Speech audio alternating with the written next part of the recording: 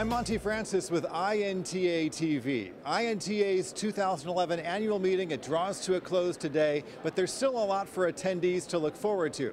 Right now, though, let's take a look back at day 3.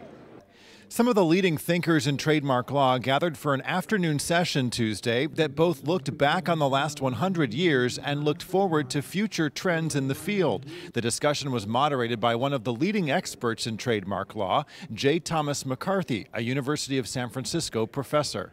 We're trying to think big and think ahead into the future to give people a handle on what's going to happen to their practice. I think it means that everything's going to change, and you better be flexible and ready to go with the flow if you're going to survive in the 21st century of trademark law. Panelists discussed how fast-evolving technology, particularly on the internet, has complicated efforts to rein in trademark abuses. Speaking of trademark abuses, the INTA booth is drawing a lot of attention with its anti-counterfeit exhibit. Devin Toporek showed us some of the items on display. These showcases down here feature genuine and counterfeit products. It's always a big draw for people to see which products are real and which products are counterfeit. Here we have the Bose headphones, which are pretty difficult to actually determine which one is genuine, which one's counterfeit, as well as our Timberland boots. It's almost identical. You cannot see a difference.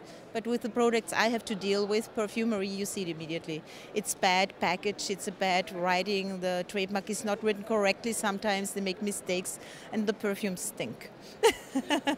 The booth also featured INTA's new website and brand, launched in January, Powerful Network, Powerful Brands. Now, all of this would not be possible without a dedicated group of member volunteers. There are more than 25 committees you can get involved with, such as educational planning and events. It's also a great way to network. Our committee members have really met some lifelong colleagues that have really helped them advance their career, not only at INTA, but also their lifetime career, and even, lifelong friends as well.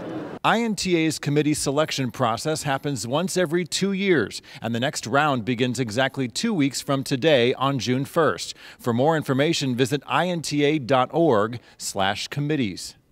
One of the most hotly debated issues at this year's meeting was the subject of an afternoon session Tuesday, the expected introduction of what could be an unlimited number of new top-level domains on the internet, otherwise known as GTLDs. Fabrizio Vieira from Time Warner was among the panelists. This is a really big deal. It affects companies from a budget perspective, but most importantly, again, who's this going to affect? It's going to affect the consumer. You'll find my complete one-on-one interview with Fabrizio Vieira on the INTA homepage. Networking continued at the in-house practitioners reception, where INTA members from across the globe enjoyed cocktails while discussing the challenges of protecting their brands. I think the most challenging thing might be how to protect our brands from those counterfeiting products. Yeah. This might be because we are a large telecommunication company, which we have a lot of terminal products, and actually we found a lot of counterfeiting goods all over the world. San Francisco was a gracious host for this year's meeting, so as we say goodbye to the city by the bay, we'd like to remind you about next year. INTA's 134th annual meeting will be held from May 5th to May 9th in Washington, D.C. I'm Monty Francis for INTA-TV. Thanks for watching. We'll see you next year.